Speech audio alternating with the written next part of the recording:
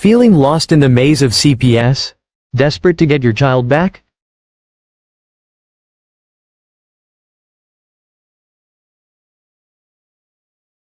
You're not alone. Countless parents face the heart-wrenching reality of family separation. The legal system can be overwhelming, but there's hope. Now, here's the key. Okay, that's how you win a 6-month hearing. Thank you. If you do all of those things, you're going to blow your social worker's mind, you're going to blow your attorney's mind, and you're going to blow away the judge. With attorney Vincent W. Davis, a dedicated legal expert with 39 years of experience, committed to helping families like yours. Join his weekly live Q&A on Zoom, where you can ask your burning questions about CPS cases. Get the knowledge and strategies you need to fight for your child's return. Alrighty, good evening everyone. This is our question and answer session. Are you ready to take control of your family's future? Participate as a one-time guest.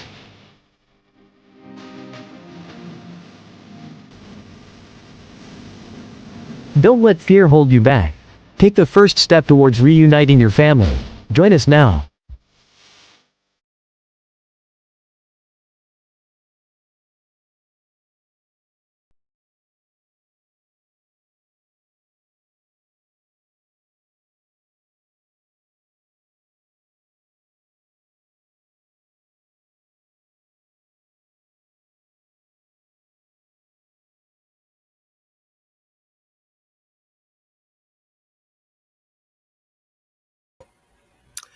Good morning and welcome. I'm your host, Bob Pace, and here are to fight CPS with Bob Pace. And also, we need to hang on to your children and get your children back and so forth. You've reached the right place. You found me on Facebook, Fight CPS with Bob Pace. I'm glad you did, because you're here because you're fighting with a government entity that I feel has gone rogue. Most of CPS that I've heard from all of you have been very corrupt, very deceiving, not transparent, and it's been very difficult to hang on to your children. And when they get your children, it's been hard to get them back.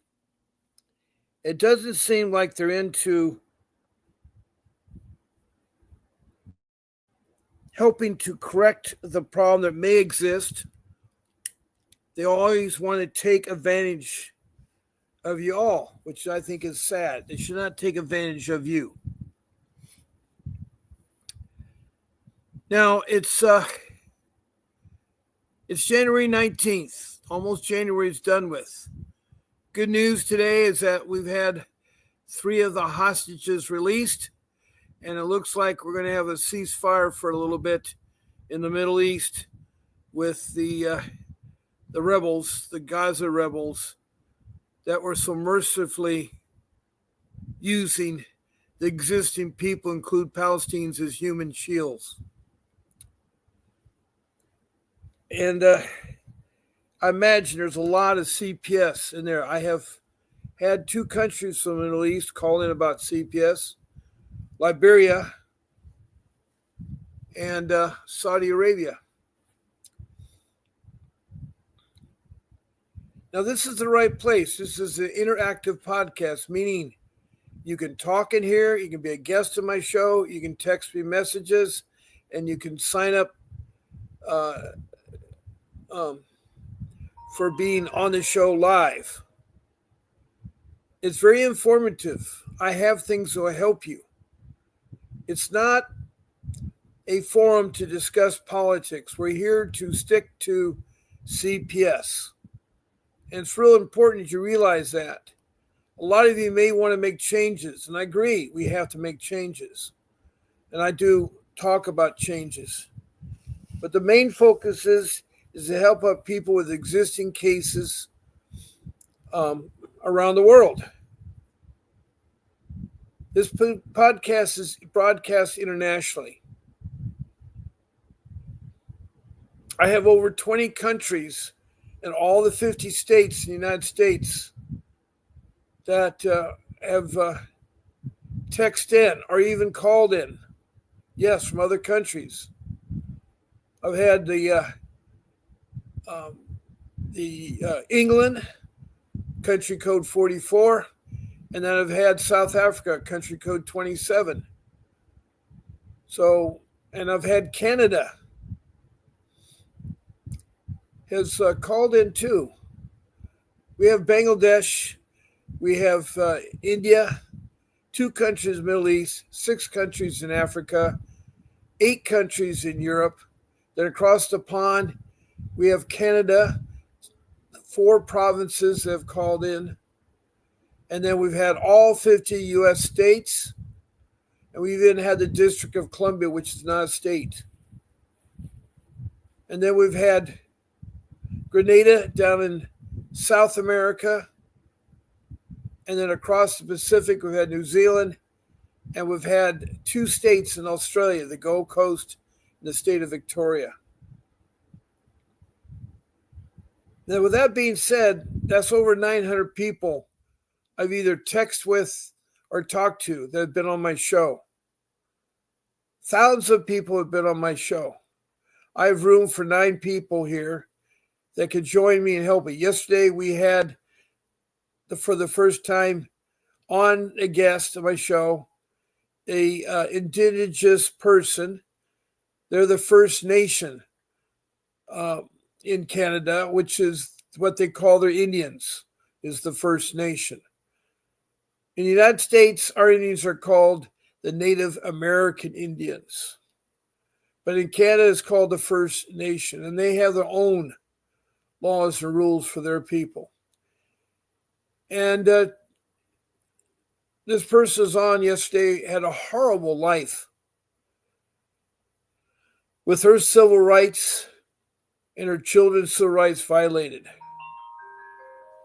She told me how corrupt that the Royal Canadian Mounted Police, and this is the first time I ever heard negative things about them, were very vindictive and very cruel to her as a human being. You see, they attack people, including myself, that are down and out about things. I had recently lost a job through no fault of my own. And right away, I started getting phone calls from the child protection system. Now, what I mean by the child protection system is it's all the government agencies around the world. And in the United States, it's mandated by Congress that social services will set up in each county a child protection system. They have different names. Some are called Child Protection Services. Some are called Department of Children and Family Services. Some are called Department of Children's Services. Some are called the Cabinet. I can go on and on and on. But it's all called, to me, CPS, the Child Protection Systems. There's a system in every county and every state. Also in the world, there's a CPS, a system. Now, in the United States, our Congress mandated that the social services will protect our children from neglect or abuse. And that's real important, neglect or abuse. What's happened is that the child protection system becomes so corrupt. They do more than protect the children from neglect or abuse. They harass families. They automatically take your child into foster care. Now, your children, unless they're in danger, are not supposed to go to foster care. They're ripped out in medical trafficking and child trafficking, which is against the law. But the child protection system gets away with it. CPS gets away with it. Alienation is also against the law, where they alienate the children from the families. And that has got to stop. But CPS is too complex. When you fight CPS, it's like open heart surgery. A lot of you don't know what to do or not to do when CPS gets involved or the police get involved. And it was very frustrating yesterday to hear the nice woman from Canada, the First Nation woman, describe how miserable her experience was, how they violated all her civil rights. She let the CPS walk all over him. I sort of did the same thing, and I know where she's coming from. I'm educated, but I did not know that you could not open your door. I thought anytime someone comes knocking, you're supposed to open the door. I did not know you're not supposed to talk to social workers or talk to police. I did not know that you're not allow them in your home or search your home. I did not know that you don't have to give up your child when they ask for your child. The police are with the social workers only for their protection. Also, the social workers use them as intimidation. But the police don't know the laws of CPS, which is very sad. Now, not all police, not all social workers, not all CPS systems are corrupt. I've had on this podcast 4 individuals that were social workers for CPS system. But me, myself, I had a case. I had a young woman, a young lady, that didn't even finish high school, orchestrating my life. My kids were stolen. They were trafficked into foster care. I know that for a fact. I know for a fact that the agency was making over thousands and thousands of dollars off my kids. Whether you realize it or not, the child protection system is a money-making business. It's very, very, very, very corrupt. Not all of it, but enough of it with the 900 some people I've talked to. Now, good morning, Tessa. You're bright and early, and I'm glad to see you. And a very good morning, Tessa. Tessa is a remarkable lady who unfortunately had a case of seizures at the time, and she and her husband was trying to keep her from harming herself, and he was accused that he was beating up his wife, and they automatically took their child, which is wrong.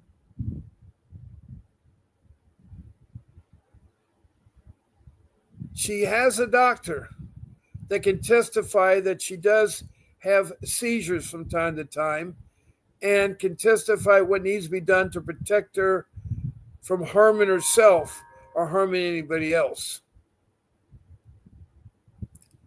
Anyway, her and her husband have endured these lies and their child being taken away. Also, she's not very fortunate to come up with the funds to hire a professional juvenile law, family law, dependency law attorney who's fought CPS. That's who you have to get. It is open heart surgery. You're not going to use a plumber. You're not going to use an auto mechanic to work on your heart. You're going to use what's called a doctor, a heart specialist doctor who's been trained. Same thing goes with CPS.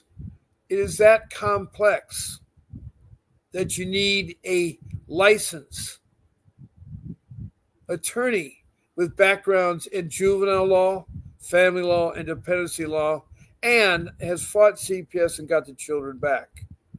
My attorney, Vincent Davis, is one of those individuals.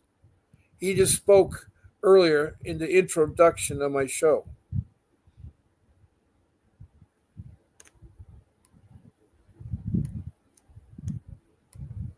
Now, I put a message on the screen of one of the things you can do in this podcast.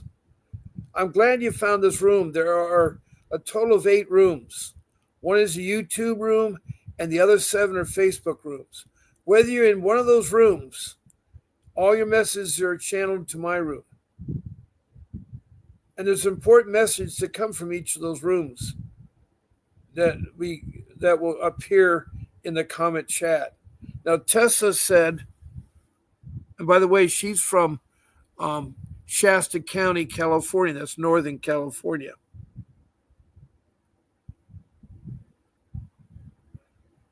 And Tessa says they're trying to do a bypass, but I don't know what's happening. How often should someone talk to their attorney?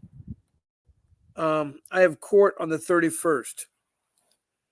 You got to be careful because you're using what's called a court-appointed attorney, a public defender. Now, my experience and the experience of over 900 people of you, the court-appointed attorney does nothing for you unless you kick them in the seat of their pants and make them do their job. Otherwise, you can sue them for negligence or report them to the Bar Association. In your case, it would be the California Bar Association. They'll investigate the attorney, and it could be a black mark. These individuals are only licensed in criminal law. They do not know juvenile family dependency law. That's the law that deals with your children and your families and your rights. Also, they have a caseload of 30 or more clients. They don't have time to make calls or to see you. They will not meet with you at their office. They'll not meet you at a neutral place. They only meet you when it comes time for your hearing. But you've told me, after talking to Vincent Davis, when you called me on my show, that he told you that the court-appointed attorney has to work. You need to put fire, and that's what you did. That's what you did. And you got him to subpoena witnesses. You got the doctor coming to tell you that you have seizures. The reason why you need people there in court is that if you just have documentation, that's called hearsay. You need the author of the documentation that you're proven to CPS that they're bad and they're wrong. Also, you're going to subpoena the sheriff that did a welfare check that found nothing wrong. And the neighbor who was wrongly accused of saying that he reported your husband attacking you, which was not the case. So I know you have 3 people to subpoena. And you had a court date. And they continued, but you still got to fight them. Your court-appointed attorney will not talk or visit. You need to do that. You need to go down to his office and speak to him. They're supposed to work for you. I cannot tell you or force you to make your court-appointed attorney. If you choose to elect that kind of individual to represent you, then you got to do more work. You got to push them. You got to put heat underneath them. They got to be pushed to defend your case because they're too lazy. They only have a criminal law background. They don't have a background in juvenile law or family law or dependency law. They don't have a background in fighting CPS. There's nothing motivating them to win your case. They work for the child protection system. They're friends of the judge. They're friends of the social worker attorneys that represent the child protection system. It's a kangaroo court. In my case, my judge had a background in automobile claims and car accidents. He had no background in the child protection system. He had no background in family reunification. See, that's what CPS is supposed to do. You see, they're supposed to protect our children from neglect and abuse. It's mandated by law. But what has happened is the child protection system has found that money is more important than the welfare of a child or the welfare of the family. They're told to do, they're supposed to investigate. The problem is the child protection system says you're guilty until it proves you innocent. because it's the only law of the land that's like that. I don't know who came up with that, but you should be innocent, and during the investigation, they need to prove. Also, in trial, you don't have a jury trial, and you should have a jury trial. Your peers are a lot better off to judging you than the judge is or the social workers, because they're heavily influenced something called money. It's $1 trillion business. I don't know how I can emphasize that. So, Tessa, you asked the question, how can I talk to your court-appointed attorney? It's going to be hard. And you got to be prepared so there's no hiccups. He has got to be a fighter. And you reemphasize that, as Attorney Davis told you, and myself, that you need to do that. Now, hi, Phil, and welcome back. I'm sorry, Phil, you came in at the tail end of my show, and I didn't see your messages to my show was over. And I apologize, Phil. I really do. And you said, Phil, I would like to talk with Vincent to try and undo what the court-appointed attorney did for his illegal misconduct, for which I have proof. I tried to put the end. I tried to put fire, and he wouldn't let me tell my story too. Well, that's wrong, Phil. That is wrong. Now, Phil, I know you used a court-appointed attorney. Also, Phil, you've been on my show, and I don't remember where you're from. If you could tell me in a couple words what city or state or county you're from, and your state. If you are from a country, that's fine too. But I forgot where you're from, and I want to help you, and we will do that. We will do that. In fact, if you want to talk to Mr. Davis, all you have to do is schedule to be a guest on my podcast. Or you can call into my phone number, which I'll put up shortly, that you can talk about your case. When you talk about your case on the phone, or you're a guest on my show and you talk about it, then you're eligible for a free 15-minute Zoom consultation with Mr. Davis. That's right. You get to talk to him for free for 15 minutes. All you have to do is help me out by being a guest or call in, which will help yourself. So that's what you need to do, Phil. That's what you need to do. Now, I have here Phil again. As I was really hoping he could, and more importantly, would help. He will. But you need to help us by hearing your story. You need to be a guest on our podcast, talk about it, or call in and talk about it, Phil. Talk about it. Okay, Phil is from Los Angeles, California. He's right there. Mr. Davis works in Arcadia, which is south of L.A. And he's in L.A. County. And if you're in L.A. County, then that worked out great there, Phil. All you have to do is be a guest on my show or call in. Now, Tessa says you can call the bar in your state. Yes, you can. You can call, and there's several ways you can make it: in writing or in an email, or calling in. You can report an attorney that will not perform. You can put a registered complaint. They have to investigate it. And you say, let's do it, Phil. Okay. Do you want to be a guest on my show? For instance, right now, what I've done is I put up about how to text a message. This is how to be a guest on my show is.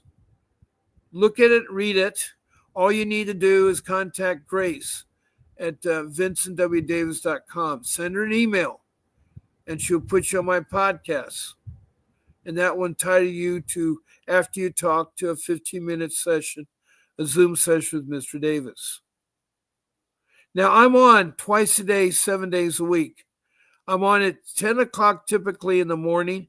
That is Pacific Standard Time, California time. I'm here in Surf City, USA, broadcasting 3 blocks from the ocean. I'm also on at night at 7 p.m. Pacific Standard Time. Both times on for an hour. Now, on the weekends, I'm on at 8 o'clock in the morning instead of 10. That's the only difference. So those were my times, Phil. And if you be a guest on my podcast and you send an email to Grace, she will help you. She will help you. Now, another way to to talk on my show is to call in. And I put in my number now. That means I'm live. Anyone can call me at 626-698-0990. That is my office number on my phone, and we use Vonage. It's an internet software program that works with the phone. So my phone is live. I cannot talk before my show times or after my show times. I can only talk during my podcast. So it's up there. All you have to do is call in. And I can only talk to one person at a time. Being a guest, I can talk to 9 of you. I can talk 9 of you. So after you be my guest and talk on the show or call in and talk on my phone, I will tell you how you get your 15 minutes with Vincent Davis.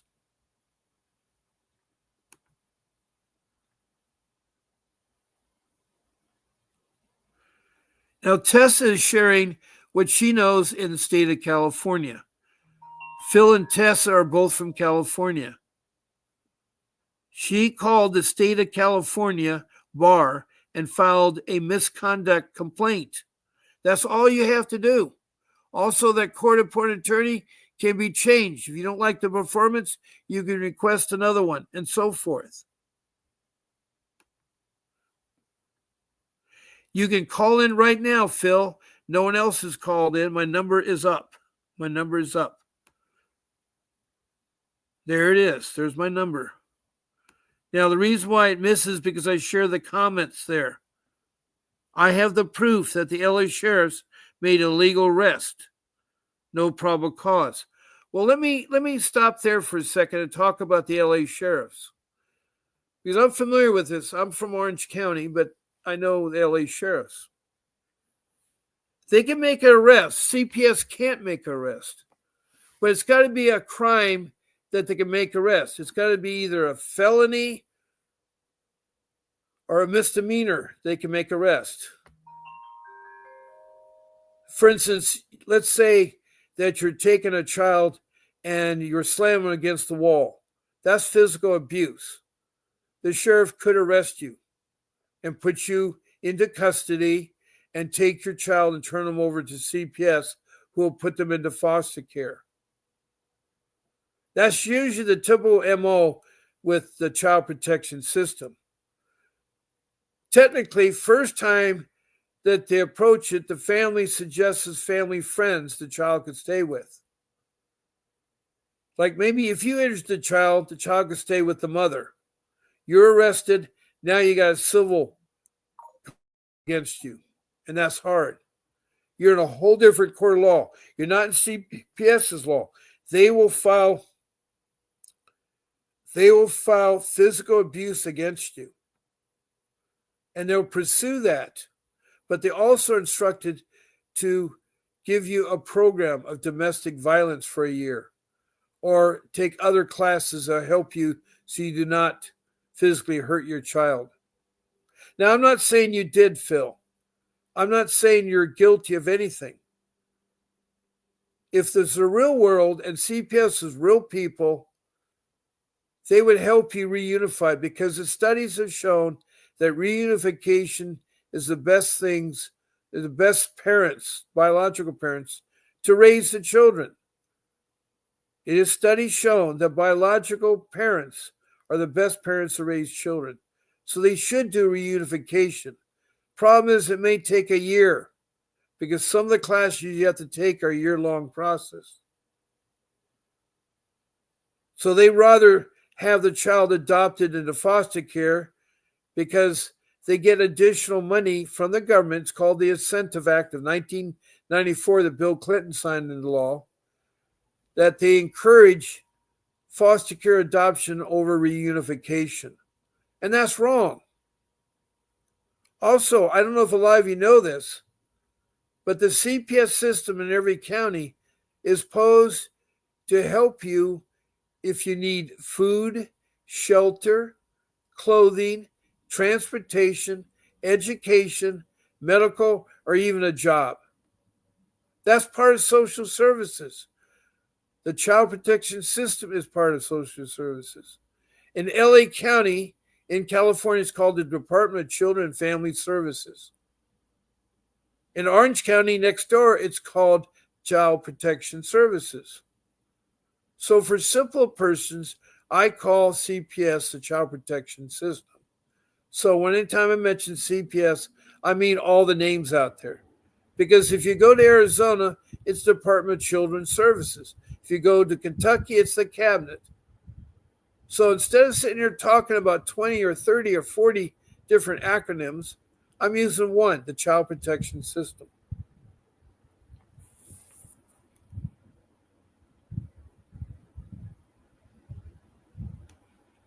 Now, Phil says a couple of things here, and I'm glad you called back in, Phil.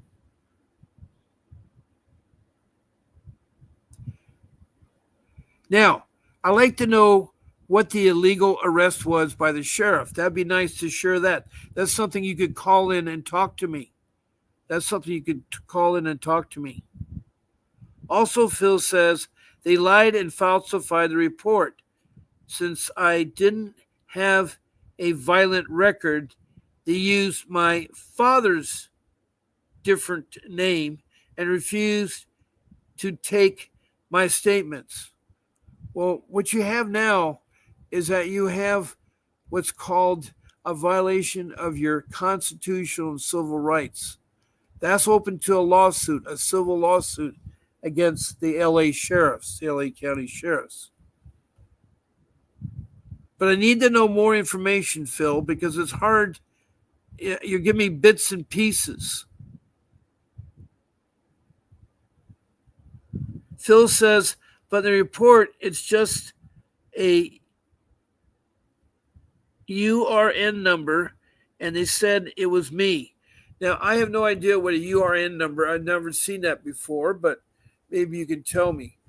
I know when police arrest you, they're supposed to read your rights. You're allowed one phone call. And if they have probable cause, they can arrest you and take you down and book you. If you have a child that you're caring for, they try to put the child with the mother if the mother's okay, or they contact CPS and CPS will try to put them in foster. The problem is when the family is disrupted by either the police or the social workers or both, they're supposed to make all effort to put a child with a family member,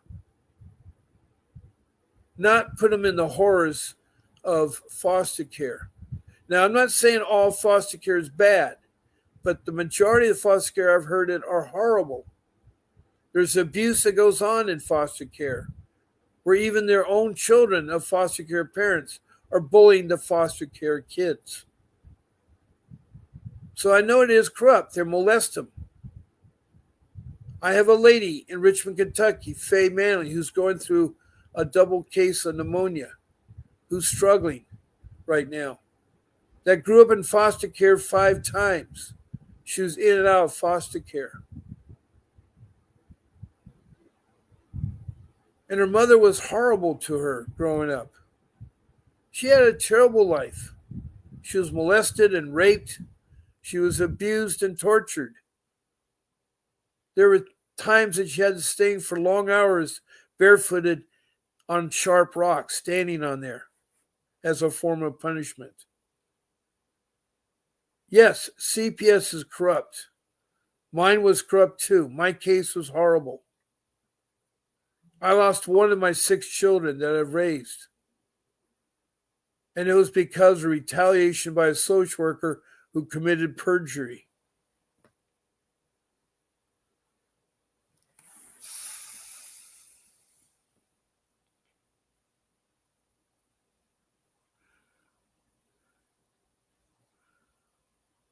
So I'd like to know more about that report, Phil, and the UNR number, what that is all about.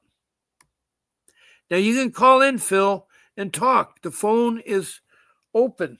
Let me double check here because I have a brand new phone now, and Vonage has been correctly installed, so you should be able to call in.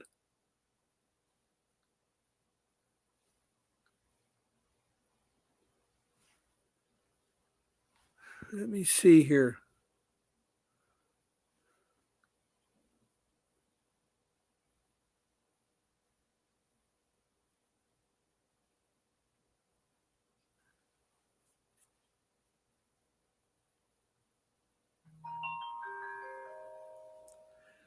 Okay, I have someone new. It was yesterday. So I have no calls yet today. So my line is open.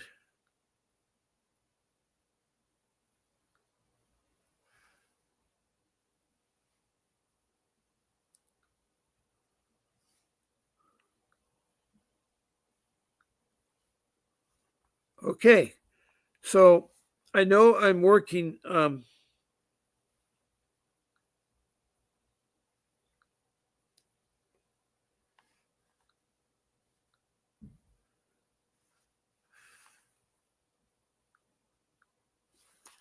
Okay. I just checked. So my Vonage is working. So it should be there, Phil. Now, Tessa.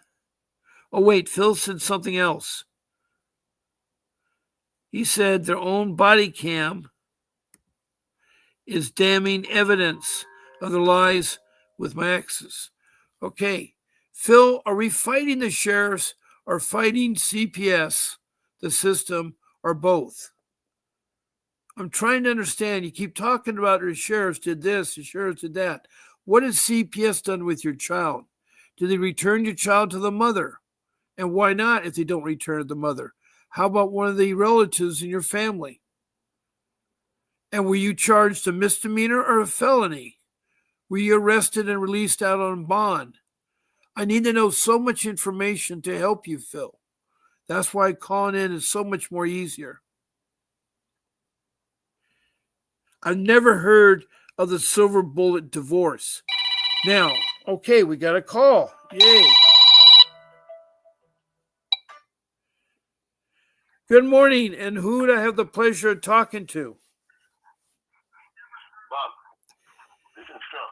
Hey, Phil, thank you for calling in, and thank you for taking the time to address your situation. No, I actually set a bunch of, like, one after another. I think it's like chopping it up and like mixing it up on your end. But, yeah, so I was actually trying to, get my little headpiece so I could, use, because I have my phone and the tablet, but, I have a bunch of stuff on the phone, and it's just like, you'd be shocked if you heard the recordings that I have. I mean, honestly, if the thing's gonna go viral, but I was just waiting to. I don't know what I'm allowed to share because I have a lot of stuff in Discovery. Well, first of thing is the first thing that I'm not trying to cut you short, Phil, but the first thing you need to do is actually start from the beginning. And is it something involved with the LA County Sheriffs, or is it involved with the Child Protection System in LA? It's the Department of Children. Or is it both? If it's both, we need to start from the beginning. DCFS, yeah. So here's exactly what happened. Is we have? Can you hear me? Okay. Yeah, I can hear you fine. Okay. All right. So I'm in the middle of a divorce after 18 years. Okay, stop right there for a second. Stop right there for a second. I have to go kind of slow, so I didn't know you had a divorce going on. I thought they just showed up. That's what started this whole thing. Okay. I didn't know that. This is when I find out that my wife was this narcissist. Like, it's just like she's reading a playbook. What happened is. Did you or your wife? First of all, I have to ask this question: did you or your wife ever get an attorney for a divorce? She did before I even knew about the divorce. Well, then did you get attorney yourself? Yeah, first I have the one attorney for here's the thing: is I'm currently in 3 different courts. Okay, and that's how they get you. This whole thing is so screwed up for the dad. Well, but we need to start off with the first court. Your first is in divorce court, right? Family court, divorce court. Yeah. Okay, now you're in family court, and you're going through.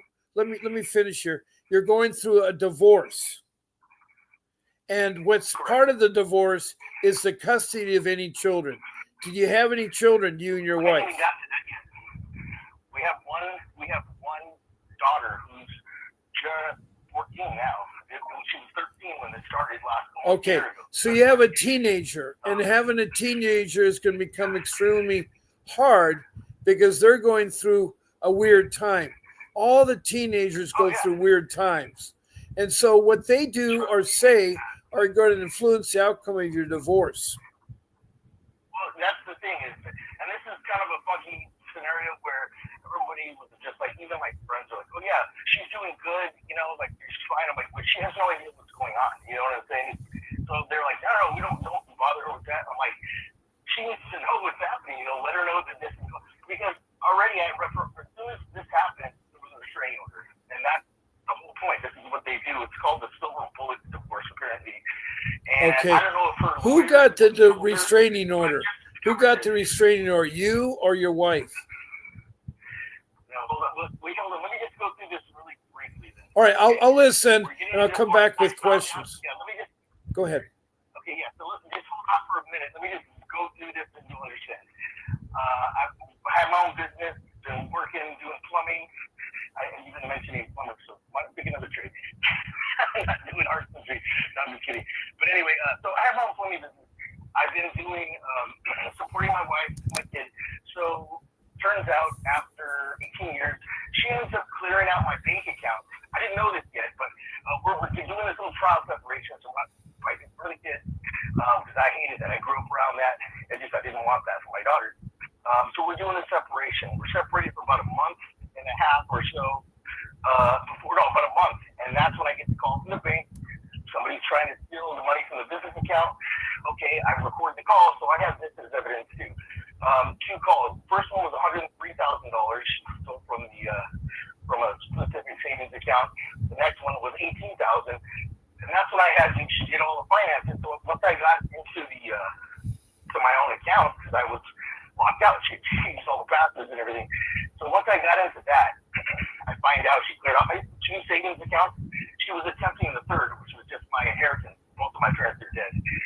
And it wasn't a lot, but she was trying to take that too. So I'm like, and this, I have all the proof of it. She did it all. I mean, there's a paper trail for all of this. I still try to put all that aside. Oh, by the way, I'm also over $100,000 that she went through with in credit card debt. So, and then I find out she was talking to a friend of mine, or a couple of friends, trying to get them to saying I'm this violent alcoholic, that to get the guys together. I mean, I have friends that are like on the East Coast and that are talking about flying in to have intervention. And I'm like, are you kidding me? So one of my friends called me. I'm like, they wouldn't believe that I was sober. I'm like, you're joking, right? And then come to find out that she had this whole thing planned out. So I was going to be in rehab apparently while she did everything. Anyway, that day that she tried to pull all that money out is the day she filed for divorce. So this all snowballed in the same day. I find out I'm $100,000 in debt. I don't have the $200,000 that she stole on top of the other 130 she attempted to steal, but she got away with 40,000 of it because she did it $5,000 at a time, 7 times. So it's actually 35,000 that she got away with. Anyway, so now this whole thing has happened. I've been like I picked myself back. I actually went through a really depressing moment for it was about a week or so of me just like, what the heck do I do right now? Then I get an email from my daughter's school. She's a straight A student now getting D's and F's. And I'm like, oh my God. So that's what it lit a fire. I got back up and I started parenting again, trying to get her grades back up. I wrote up everything else, but I did start recording everything. And thank God I did, because everybody can tell you till they're blue in the face. If you're in California, don't record, just like CPS. Anybody listening to this, record CPS. They make sure you're not recording it. And I've actually done a little research. Their excuse for not recording it is because of the budget. You have a $50,000 or $50 billion a year, annual budget. I went through this whole thing from last year. They added another it was like 46 billion. They added another it's just ridiculous how much money they have. And they ended up rolling over another I think it was like $16 billion worth of unused funds from last year. So yeah, they can, and everybody's got a recording device in their pocket. So record on it. Ask them to do it, great. But if you want the honesty, they're going to tell you no. Just like my person, I was trying to show her videos, and my phone battery was low. I pulled out my portable charger, and during my one interview, February 22nd, she's like, "Is that a recording device? You're not allowed to record these." I'm like, "No, it's the charger." So she checked, made sure it wasn't recording. I'm like, okay. I found out later why. So it turns out the day that my wife filed her DVRO, which is divorce or domestic violence restraining order. I skipped a step. Sorry. Anyway, I'm co-parenting all this. I get in the middle of the night, I hear my name on a loudspeaker. I look up, my house is glowing. So they brought 2 SWAT teams to come and arrest me in the middle of the night. As I was actually, thank God I threw on some clothes because I was changing to go do a job for a local customer of mine, an accountant of mine. So I'm getting changed to do this job, and then I hear them telling me to come out with my hands up. You're surrounded, blah, blah, blah. I open the door, and I've got lasers pointed at my head. There's like 15 lasers pointed at me. And I swear, they brought 2 SWAT teams. And now I've seen the body cam footage, which is insane. For 9 minutes straight, she only had about a minute worth of stuff that she was trying to come up with. That I was arrested in Fresno. I was arrested in Bakersfield because I was touring in the bands and this and that. And she just made up all this stuff. I was 5150. Then the cop that she's telling all this stuff, she was like, how come he has guns if he has 50? None of this stuff, they didn't do any follow-up with any of the questions. She alleged that I made a phone call to her. And she was doing this. This is part of the silver bullet. They try to do something to get a reaction out of you, and then they flip it like there's a victim. So, but she had been doing that for months and months. And I have like a dozen recordings where I'm telling her, I'm like, dude, I know what you're doing. Because she tried to do that here too. She would do stuff trying to get a reaction out of me, and I wasn't feeding into it. So on this one day, it was the day after. It was February 16th, I guess. My daughter was not answering my calls. I'm working all day on a job with my helper and apprentice. I'm trying to get a hold of my daughter in the morning like usual, 8 o'clock or 7:30. I text, good morning, let me know what's going on, or 8 something. I text you, make it to class on time. No response. I keep working. It's like noon. Check my phone, nothing. I send her another text message, nothing. Now it's like 3 o'clock, nothing. Around 5:30, I think it was. And I'm texting the mom now. I'm like, where's our daughter? Is she at school? What's going on? I haven't heard anything. But she started doing this during our weekends. We were no longer allowed to speak on the phone or text or communicate at all on our weekends, which were 4 days in a row. She didn't have any reason for it. So she was lying, saying that first couple of weeks it was her phone battery was dead. My daughter's, right? That I paid for. And then she got grounded. So I have all these text messages. Friday morning, I would get a text message. Your daughter got in trouble again for talking back. She just lost her phone for the weekend. So don't try to call her. I mean, that's how obvious it was. Every other weekend, because we switched weekends, we had 50-50 custody. So that was getting really frustrating to try to co-parent with this narcissist who's just trying to win this little chess match she's got going on. Anyway, she ends up calling and saying that I threatened to kill her. And she said that I said, quote, that I was going to put a bullet in your effing head. And then that turned into, she says that I said that in the first minute, because now remember I have the body cam footage. So she reports that within the first minute. 9 minutes later, the deputy is telling her, during history of domestic violence, 18 years, not a single 911 call, not a weird bruise had to be explained. It's so out of character. I can't believe that. Everybody, just so you know, everybody who heard it believed it, right? Like, really? I've got that much, nobody has a whole lot of faith in me. But anyway, so now I'm just, all you have to do is say, I'm an alcoholic, and then boom, everybody believes that, and then that's it. It's so easy to believe that an alcoholic would do this and that. But the thing is, she's not even original. She told my story when I was growing up. And they hid that too. If you look at the reports, it actually shows my name, any CPS history, Desiree, or whatever her name is. I don't know what you're saying names right now, but nothing. But then they have my suspect. Oh, they have a case with him, but he's a minor as a victim, and they just glossed right over that. So the DCFS came in, and they just basically just disregarded any evidence or anything that I had to make myself, like make me look good and her look bad. And they just went with her evidence that she had, because she had none. She tells the deputy that I've been texting her for a straight week of all these death threats. That she just basically said everything that I was doing in reverse. So like I was using my daughter as a ploy to get to her, which is the opposite. I just wanted to leave us alone. I have 24 missed calls in a row. I have hundreds of missed calls, but I mean that's how many she did. I counted in a row. That was the most she did. One time was 24. So I have hundreds of these screenshots, just all the stuff that she's claiming that I did, but she didn't have one shred of evidence. So she says that she got these death threats on text message. So she now later in the body cam, she's scrolling through her phone, and I can see the phone that she's scrolling through. I can see our messages back and forth. There's certain ones that she has deleted sections of, and but even so, like there's something threatening. I never threatened her, and so she's like using this one. What is this GPS thing? The week before, it was my daughter's softball practice. I'm trying to get my daughter's $500 bat that I just got the week before. She didn't return it like she said she was going to. We have practice in an hour. Like, let's get the bat. I need the bat. And then she's now not going to return it. She said, I'll take it to my mom. It's right down the street. I was like, out of the way, and I'm working, and we're going to be late again, like she did the week before. So then I said, you know what? I'm going to just go to your house and get it, And that's the thing that she didn't want, is because she lives with my stepson, and she alienated me from my grandson, 2 grandsons I was no longer allowed to speak to. And I was like, we babysat them 3 to 5 times a week. I mean, I'm their papa, and they love me, So I haven't been able to see them since Halloween was the last time I saw them to go trick-or-treating. But anyway, that's when all this stuff went down. So in order to get this, the deputy tells her as she's reporting all this and that, she says, sorry, that's not enough for a crime, to do the deadly threats or whatever. During that day where my daughter was missing, that's when I was getting frustrated. So I was trying to get a hold of her. I was calling her, what's going on? And then I ended up texting the softball group meeting.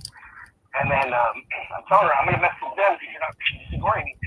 It turns out, I didn't know this, but because they had blocked me on social media like 3 weeks prior, I guess it was my stepson's wedding. I have no idea. So they pulled my daughter out of school without telling me, and they went to a wedding, and my daughter had softball practice. So she's doing all this stuff. I'm just trying to figure out where my daughter is. And now, in her mind, she's telling the deputy that I'm crazy and I'm doing this. And the deputy is giving her this advice. Oh, yeah, you need a restraining order. Yeah, they should kick him off the group meet for the softball team. But she's not telling her the truth of what actually was happening. So they're disappeared. And so I'm calling trying to find out where they are. That's it. And she turns off my daughter's location on the phone that I paid for, So this has been like a routine. But anyway, this time she claims that I actually gave her an ultimatum that I was going to tell my daughter, 13-year-old daughter, why I moved at her age, and it's been a family secret. So I threatened her to expose the secret unless she stopped alienating me, because I saw what she was doing. I said, at any time, like I never did that to her. I would tell my daughter to call her to say goodnight every night. And she was not doing any of that. She was keeping us from talking. If she was playing Fortnite, she goes in the room by herself. Well, she comes in the room and sees that my daughter's playing Fortnite with me online. We're spending quality time on her weekend. Because she would just leave her alone. She doesn't want my daughter. She wants to win. She right. doesn't want it. Phil, can we? Phil, my problem is my podcast goes to 9 o'clock. It's now after 9 o'clock. Okay. And I don't mind keeping it a couple minutes later, Okay, well, but I have lots of questions to ask you. Right. And I don't understand. I know you're very anxious and you want to get to point A to point Z. But the problem that I see that's your biggest problem is that in the very beginning, it sounds like your wife was very angry at you. Was there something that was making her upset that you did or she thought you did? Yes, Absolutely. What did she think you The did? day she put that switch, no, here's the thing, it's what I did. I stopped when the bank called, they were on their way to show my daughter just got her braces up. And the bank called, hey, this person's or somebody's trying to steal this money. So I started recording the call. And I asked. So why would she out of the blue?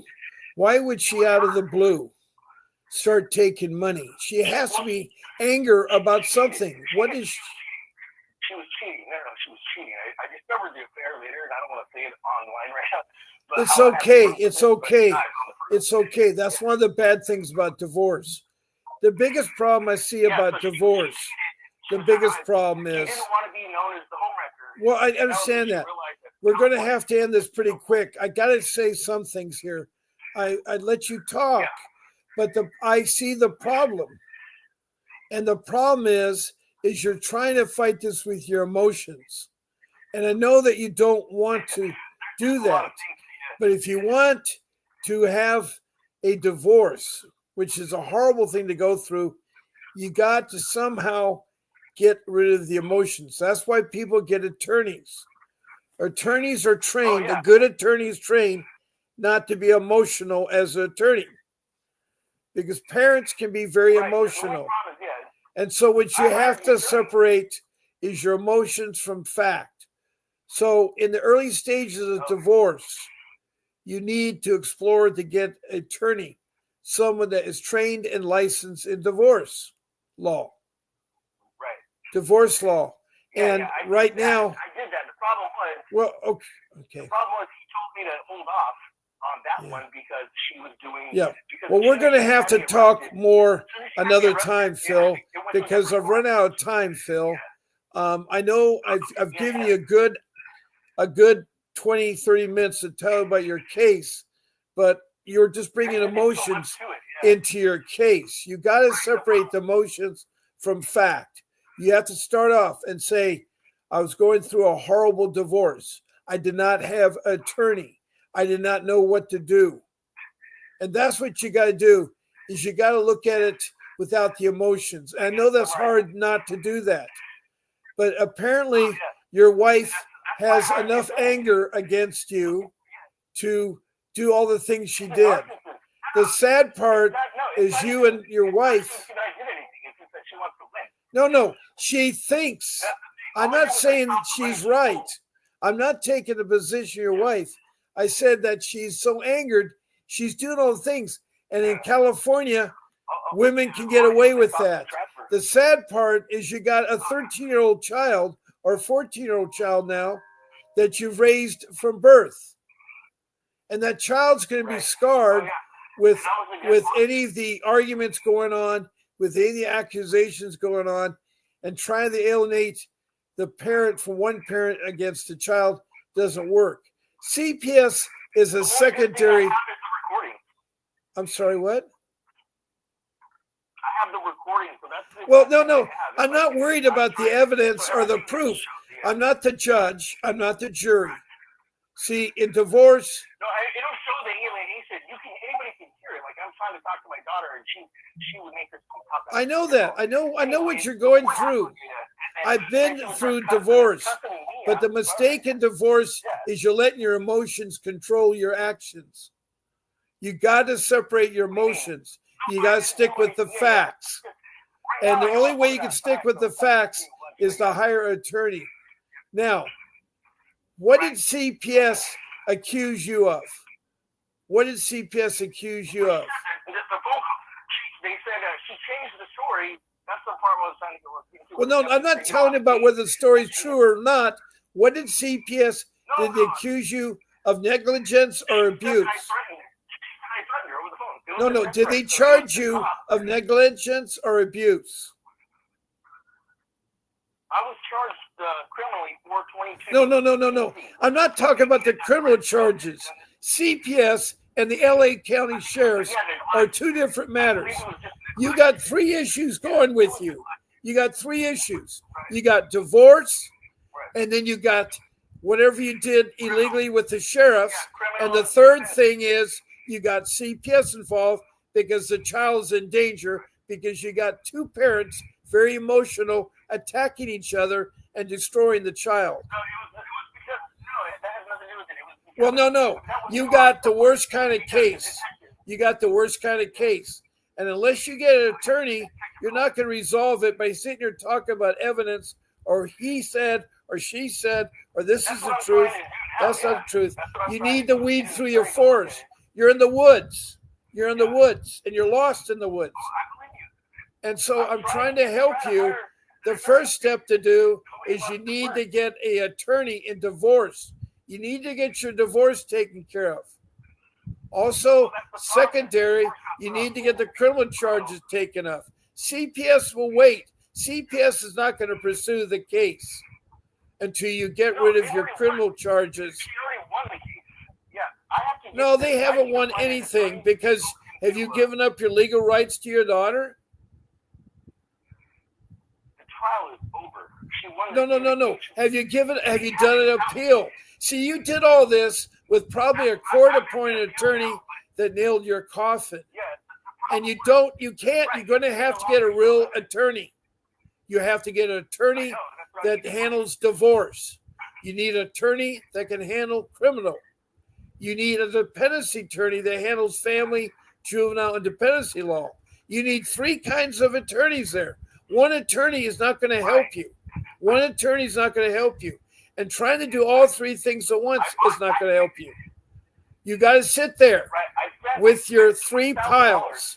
One pile is your divorce. One pile is your criminal matters. And one pile is your CPS matters.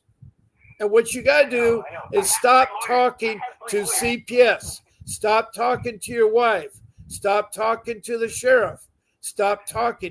You don't have to, by law, to talk to anybody. What you need to do is talk to an attorney. It's going to cost you. But you need to sit there and talk with 3 different attorneys. And for 3 different areas of law, you need to get 3 attorneys for each to determine which attorney you're going to go with. You need to find 3 attorneys for criminal, 3 attorneys for your divorce, and 3 attorneys for your child protection. And with that, you're going to pick 1 attorney from each group. And then you're going to have to, it's a very expensive process. It's not going to be cheap. I know. I mean, you're talking about maybe a $50,000 retainer with each of them. That's $150,000. You may have to sell your home, a quick sale on your home. I had to do that. I had to quick sell my $2 million home to get enough money to hire Vincent Davis. But I did not. I did have a criminal matter, and my CPS matter stood for a year. And nothing was done because the criminal matter was dragged on for a year. They know how to work it. That's exactly where I'm at. I know where you're at. I've been there. But I'm not trying to be rude, but I'm going to have to end the podcast. I've gone way over than I should be. I have other podcasts that are going to happen, and my critique on this podcast is be here for an hour. So that doesn't mean it ends there, Phil. If you want to call in tonight at 7:00 and continue this, it would be good. But you need to talk about each thing separately. You can't talk and jump around like you did first about divorce, then about your criminal, then about CPS, because there are a lot of questions in each. It isn't one thing in the court of law. It isn't one thing in the court of law. They want you to think it's all one thing. They want to see you confused. They want to see you do what you're doing. You're just burying yourself in the ground. I know. I hired the first 2 attorneys, and I spent the $20,000 on retainers for them. And then the problem is, I told you that she cleared out my savings and then put me $100,000 in credit card debt. This is all legal, by the way. Well, I can press charges. The problem. Well, yeah, you can do all that, but the problem is you can't fight it all. You can't fight it all. You're not Donald Trump and have endless ends of money, and you can fight all these lawsuits. So that's why I used the court-appointed dependency one, which is you don't want to do that. It's a waste of time. It's going to frustrate you. A court-appointed attorney is worthless. You don't put heat. I know. No, he's worse than worthless. He worked against me. I know that. You're not telling me anything new, but your frustration is interfering with you thinking right. Your frustration is interfering with you being sensible. Trust me, Your frustration I is, need to be able to hire somebody. no, you need to sit down there with a pad of paper and separate the three issues and make a list on each issue. You need to list those things, and then you got to prioritize them. What you do is you do divorce, and you put down all the things you need to do with divorce. Then your other pile, you can have 3 different yellow pads of legal paper. Then your second one is you're going to have to list the criminal and all the things related to the criminal. And then the third thing you got to do is CPS and all the things related to CPS. And you got to stay away from court-appointed attorneys. You need to get a real attorney. Those 2 attorneys you hired, you need to use them. You need them work. You have to kick them. Yeah, the problem was the first guy Okay. screwed me.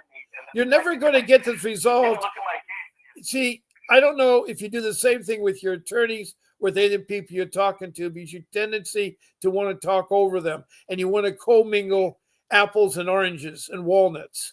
You have three different things. The only relationship that they have is your wife and your child. That's the only 3 things that are in common, but they're all different. You're in different courts of law. There isn't one court that's going to handle your divorce, handle your criminal charges, or handle your CPS matters. There's not one court. I'm telling you, I know LA County. You have a dependency court that handles child protection matters. You have a criminal court that will handle your arrest with the sheriffs. And then you have divorce court, family court that will handle your divorce. The problem is you're going to be going around like a dog chasing its tail for year after year after year. The problem is your time is running up and you're going to have to make appeals. And you cannot talk to social workers. You cannot talk to the sheriffs. And you cannot talk to all the people. You need to talk through your attorney, because your attorney in the court of law will present your case. If he's not that good, then don't hire him or fire him or make a complaint against the bar thing. You may have to go another way and do a lawsuit against them. You may have to do a file like that. But the problem is, unless you put it down on a piece of paper, your mind's going to be colluded and you're going to go crazy with this matter. You need to put it down on a piece of paper, all your thoughts, and you need to separate them into 3 different piles. And then you need to prioritize them: primary, secondary, or tertiary. Meaning, primary you have to do today, secondary you have to do this week, and tertiary you have to do this month.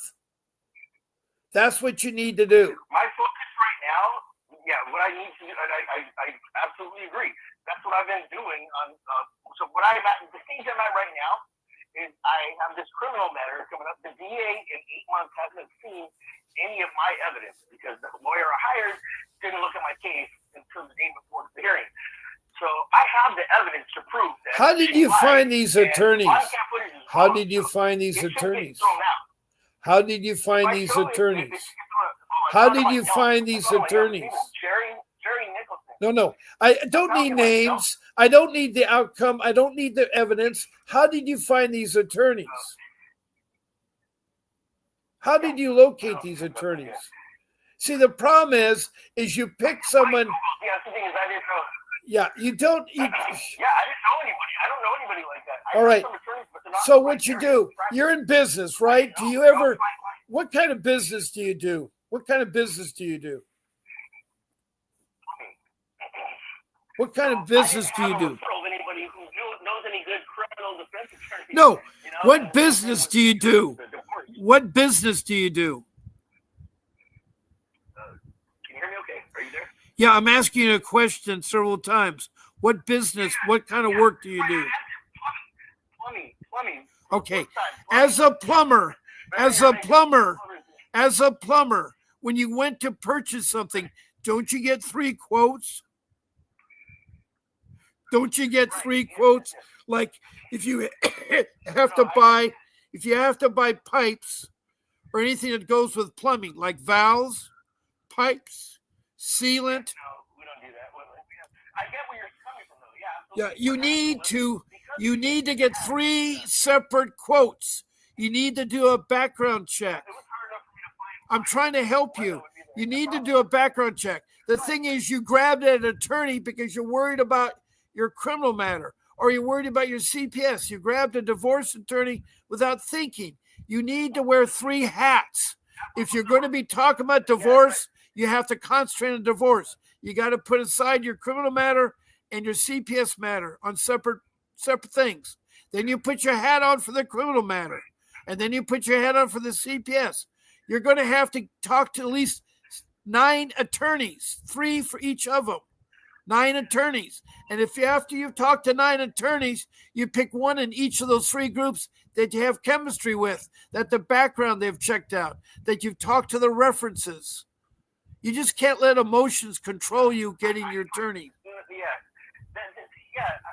That's not the issue right Well, now. you said you have a divorce attorney that's done nothing for you. You say you have a criminal attorney that's done nothing for you. I fired him because he told me he had me wait until the criminal. Okay, great. So I didn't talk to him for 2 months, and during that 2 months, he billed me $6,000. And I'm like, what the heck? Stop. And we hadn't had a meeting yet. He was just billing me for the reading. Well, the problem is you need to sign a contract that outlines what the attorney can do and what are your expectations. And what you need to do is you need to write down in that contract what your expectations are. You have to understand, every attorney, you sign a contract, and you don't have to use their form. You can put your stuff, interject your stuff. If the attorney doesn't want to do that, then dump that attorney. There are enough attorneys out there that are good attorneys.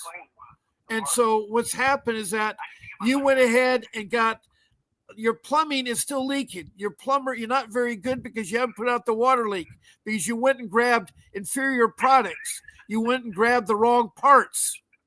You got the wrong valve. I understand what a supply house is. I'm a civil engineer. I get 3 quotes for anything. If I am doing a waterworks job at LAX, I will get 3 pipe suppliers. I will get 3 water valve suppliers. I know what a plumbing house is. You do this with attorneys. Let me explain something that happened that this is one of the biggest problems with this. Is I was double booked throughout my entire trial. And because the criminal matter takes precedence, I couldn't be there in dependency court, and my lawyers, they don't do continuations until my adjudication hearing. They did a continuation. They requested it. So my lawyer was lying to me saying they don't do those continuations. So that's why when I was focusing on the dependency, I was getting all the stuff focusing on dependency. I know that. The problem is you didn't pick a good attorney. You did not pick a good attorney. If you had picked Vincent Davis, if you picked Vincent Davis, he would there. But the problem is Vincent Davis won't talk to you because you're too emotional. Vincent says, look, I'm a pit bull of attorney. I know the law well. But if you're not going to be controlling your emotions, you're never going to get anything done in this world. I mean, you're like, fighting a divorce or fighting a criminal matter or fighting CPS is like open heart surgery. It's like open heart surgery. You cannot use a plumber to fix your heart. You have to use a specialist. You have to use somebody that is licensed and trained. And you need to find at least 3 different ones for each different field. If you have open heart surgery and then you have colon an operation in the rectum, or you have a broken bone, you can't use the surgeon to fix your broken bone or do your colonoscopy. You have to get a specialist. And that is your problem. You don't have specialists. You have somebody you took emotionally. You didn't talk to 3 different attorneys for divorce, or 3 different attorneys for criminal, or 3 different attorneys for CPS. And it's not too late. You can go back there. If those attorneys are not doing their job, fire them. Register a complaint against neglect. You can do the attorney bar exam in the state of California and register a complaint at the state of California. And that's what you're going to have to do. I fired him You're for going to fraud. have to regroup. Yeah, You need to sit there with 3 legal pads. One is your divorce, one is your criminal, and one is your CPS. And you got to write down all your thoughts about each of them independently. Then you're going to give a hierarchy to those thoughts. And you're going to prioritize them. You're going to write the number 1, the number 2, or the number 3 after it. Number 1 is what you have to do today or this week. Number 2 is what you have to do this month. And then number 3. I totally get what you're saying. All Absolutely. right. Okay. And I'm doing that. But now where do I look is what I'm asking. Because Well, I don't know where to find a lawyer. The Google search engine is one of the best search engines I see. I know they talk about DuckGoDuck, or they talk about Mozzarella or Gorilla, or they have so many Microsoft Edge. And so the best one I've found is the Google search engine. And the problem with the Google search engine is you got to phrase your questions right.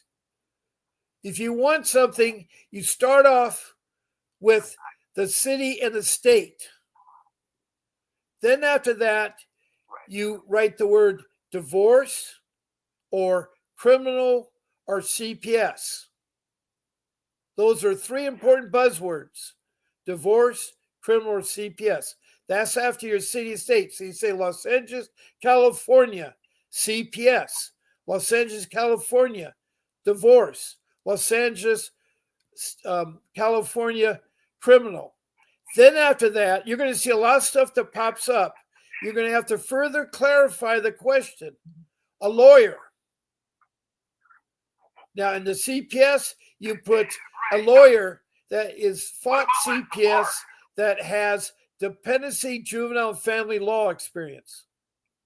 So once you phrase it that way, you'll suddenly see 20 or 30 attorneys pop up.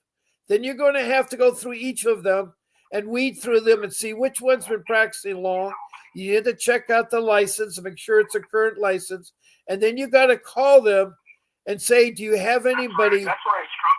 Then you say, do you have anybody with at least 10 years of experience fighting CPS in family law, juvenile, dependence law? Further, after that question, the second question would be in CPS, have they ever sued CPS and won money back? And if the answer to those questions are yes, then you found one of 3 attorneys that you're going to have to interview and make a determine. The same thing goes for divorce, and the same thing goes for criminal. It's called organizing it. And I'm sorry. Right. See, that's the hard part with, for me, that was my wife. I'm the guy who went every day and I know, did my job. but the thing is, I have ADHD. what you got to do, I was finally diagnosed with ADHD. Phil. The problem with that was, that was a big part of what they did. She hid my prescription. I gave it to the lady, the Karen.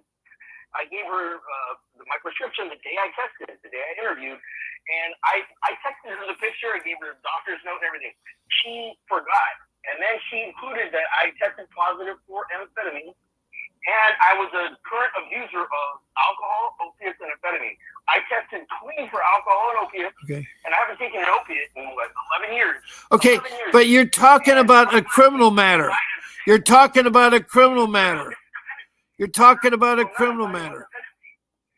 No, I'm not. That's Karen Rivera. She was a CSW, the emergency CSW that came in. Karen Rivera, Karen Reyes. Rivera Reyes. Well, they're going to use criminal matter against it, but you got to tell her, first of all, are you talking through an attorney?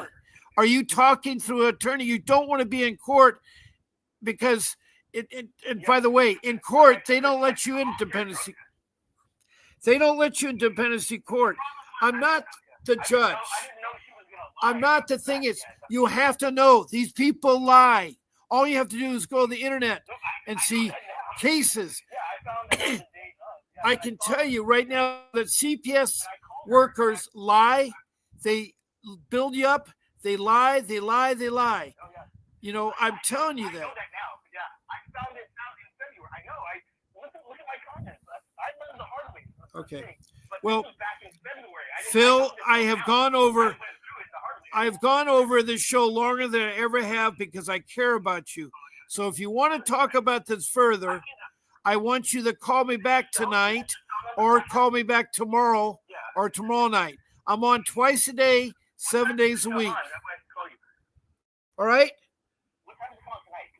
You can call me 7 o'clock. I start the show. At 7:15, I will take calls. At 7:15, I'll take calls. Okay. I will see you, Phil. All right. I got to end the podcast. To all of you that were listening, this has been a long podcast. I don't think I've ever talked this long before. But Phil was really emotional guy. He has 3 things working against him. And he needs to be organized with his thoughts and leave emotions out. That's one of the hardest things you'll find to do. Since we're talking about CPS, not divorce or criminal, we're talking about the child protection system, is that you got to separate your emotions. I know it's hard. I want to thank Jay Day, who came in at 9:07, 7 minutes after my show. And I know that public law is dangerous. It is. It is.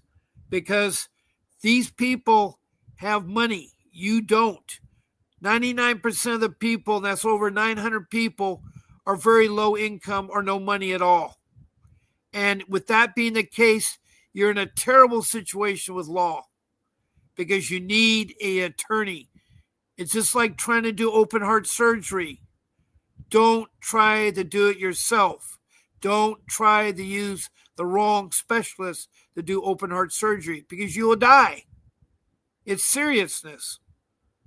Divorce, criminal, and the child protection system together is terrible. Is terrible. I experienced 2 out of the 3, not divorce, but I experienced the criminal part and the CPS. What I know today, I would never have had those experiences if I'd known in the beginning.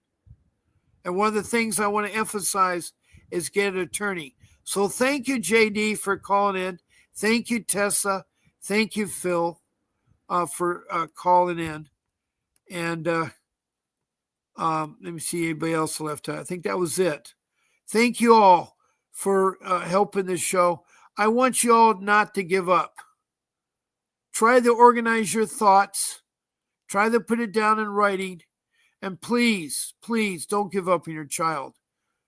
Your child's the most precious thing you have. And God bless you all. And I'm going to have to sign off. But this is Bob Pace signing off. And I will see you tonight at 7 o'clock. There'll be a brief video from Vincent Davis about what he does. God bless.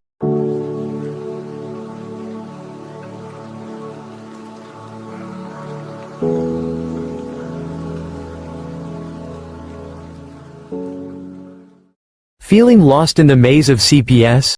Desperate to get your child back?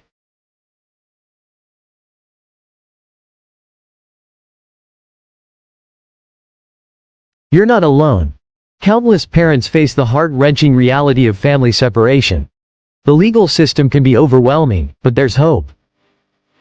Now, here's the key. Babe, that's how you win a 6-month hearing. Thank you.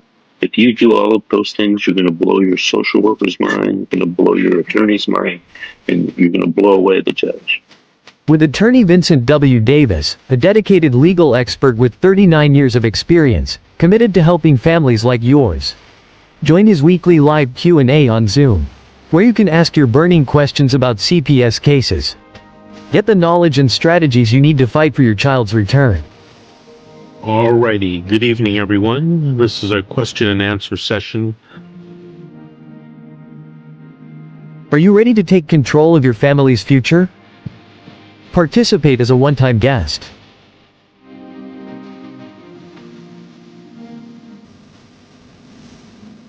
Don't let fear hold you back. Take the first step towards reuniting your family. Join us now.